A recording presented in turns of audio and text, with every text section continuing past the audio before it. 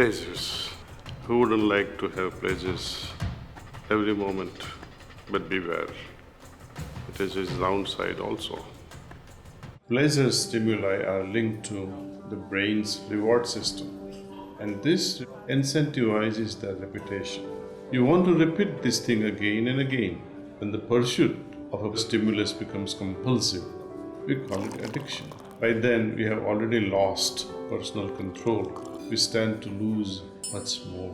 Sometimes we hear people suggesting dopamine fasting as a tool to get over our addiction to pleasures. Dopamine is a buzzword these days. But what is it? Dopamine is a chemical which is involved in many aspects of behavior, including the reward mechanism.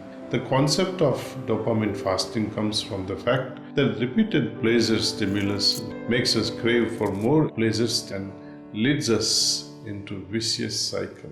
Dopamine fasting has nothing to do with the levels of dopamine within the brain or about fasting in a conventional sense. It is simply to take a break from these excessive pleasure-seeking behaviors and restore normalcy to our lives. Ordinary mind would say, oh, I don't want to avoid pleasures. Am I succumbing to pain? Not at all. We don't have too much of it and we don't have too little of it. We need to create some level of moderation. When you are in such a state of high, we lose the faculty of discrimination. We are unable to discriminate between right and wrong. We fail to understand not only the feelings of pain, but the reasons behind this pain. We lose the perspective of things, reality in life. When we have to undergo this dopamine fast, what do we have to really do during that period? We moderate our lifestyle and minimize the bombardment of sensory overload. Stay home, be more contemplative, introspective.